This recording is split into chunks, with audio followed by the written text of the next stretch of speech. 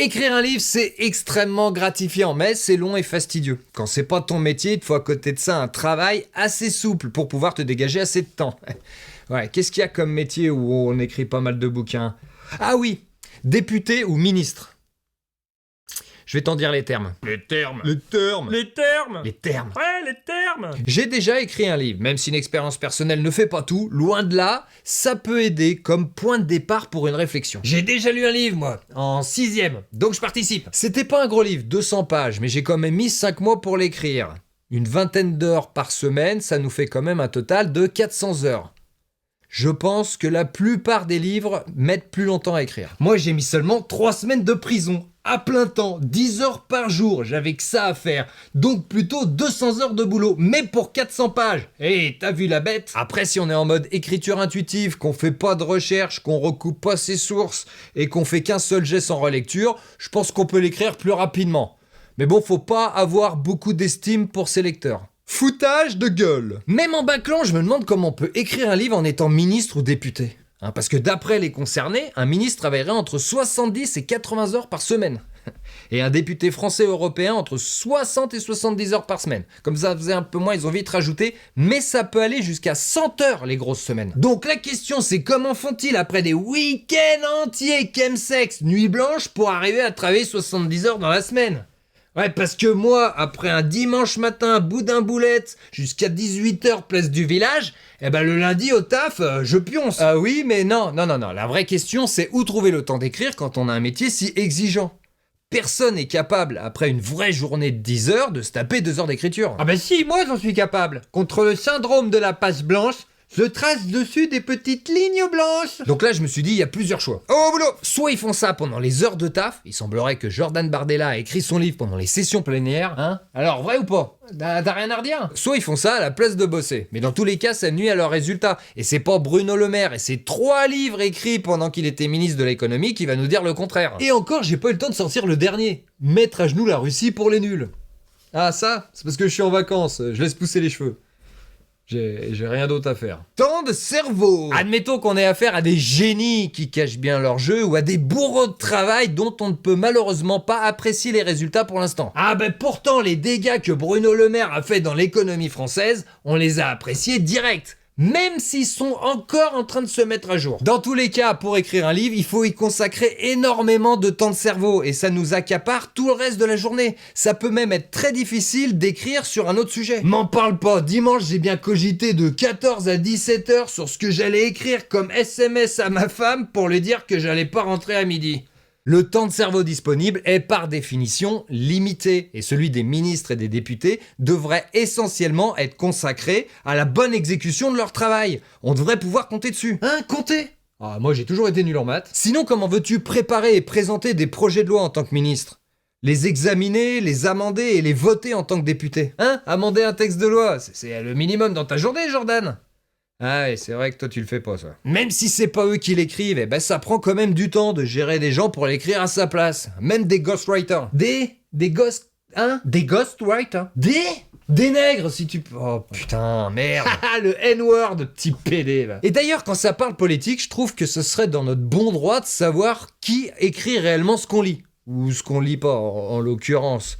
Mais même, surtout si c'est écrit par des assistants parlementaires. Potentiellement rémunérés par nos impôts. La loi, c'est moi. Le problème, c'est que nos amis politiques, ils sont passés maîtres dans l'art de faire ce qui leur est pas interdit, même si c'est...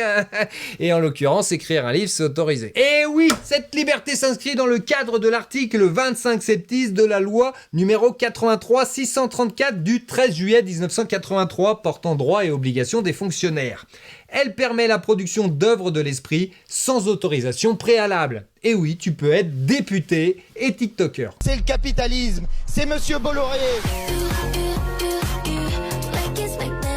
Donc faudrait peut-être revoir la loi et mieux encadrer les postes clés à responsabilité nationale censés faire avancer notre pays. Je te rappelle que c'est les députés qui votent les lois. Et à part s'augmenter chaque année, ils touchent pas trop à ce qui les concerne. Et surtout, sinon ça sert à rien, faudra aussi sanctionner durement les abus. Je me souviens, Marlène Schiappa, un livre qu'elle avait écrit pendant ses heures de boulot, elle l'avait promu via ses réseaux sociaux de ministre. Et hop, juste un petit rappel à l'ordre. Marlène. Elle avait aussi fait une pub pour un salon de coiffure sur son compte de ministre. Le début de la fin. La première influenceuse ministre. Ah mais jusqu'où on va sombrer? C'était un peu prémonitoire parce qu'elle est dans une télé-réalité qui s'appelle Les Traîtres. Et elle est chroniqueuse chez Hanouna. Ah ouais, là on est dans le fond du slip de Brigitte. Oh, c'est pas beau à voir. On s'éloigne, mais le nombre de députés qui abusent de leur fonction pour par exemple aller voir un spectacle gratuitement en VIP, champagne et petit four en échange d'une petite promo. Comment veux-tu qu'après on n'imagine pas qu'ils soient prêts à se vendre aux premiers lobbyistes venus quand ils font pas leur auto-promo? Mais tout ça, ça devrait être contrôlé et interdit. Pendant ton mandat, tu travailles pour la France. T'es pas un influenceur de merde en vacances permanentes. Conclusion. Je vais proposer quelques idées. Pourquoi pas interdire l'écriture des livres aux ministres et aux députés. Même si c'est une production d'œuvres de l'esprit, ils sont justement grassement payés pour l'avoir accaparé leur esprit. Mais accaparé dans l'amélioration du pays et de la condition de vie des Français. Écrire, c'est un travail. Il y a plein de boulot, t'as pas le droit d'en prendre un deuxième. Dans la fonction publique, par exemple. L'article L121.3 du Code général de la fonction publique pose le principe selon lequel l'agent public consacre l'intégralité de son temps de travail à son emploi. Ce qui n'est pas évident pour tout le monde, il semblerait. Alors je sais, il y a plein de dérogations, un cumul des mandats, tout ça. Mais bon, quand un deuxième taf nuit aux performances du premier, faudrait peut-être pas déconner. Après, c'est vrai qu'interdire, c'est rarement la meilleure solution. Donc je propose, vu qu'il y a cumul, de retirer leur salaire de ministre ou de député quand ils gagnent énormément d'argent via une activité annexe. Quand tu gagnes plusieurs centaines de milliers d'euros sur un livre sorti pendant ton mandat de député, ça serait la moindre des choses de pas être payé pour un taf au minimum bâclé. C'est clair, sinon c'est du vol. Et qui vole un œuf vole un bœuf. Après, s'ils estiment tout de même être dans leur bon droit, parce qu'ils écrivent exclusivement en dehors de leurs 80 heures de travail hebdomadaire, grâce aux miraculeuses insomnies.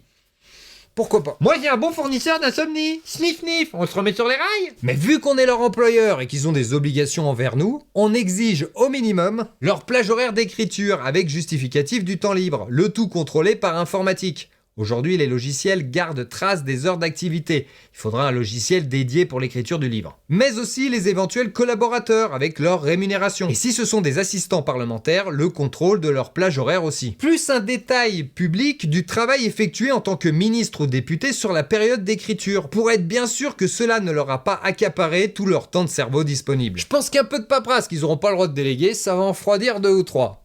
Et ça leur permettra de voir ce qu'on se tape assez régulièrement dès qu'on a la moindre demande. Je rajoute une petite solution. N'achète pas leurs livres pour leur faire passer un message. Tu bosses pour nous, feignant! Sors-toi les doigts du cul!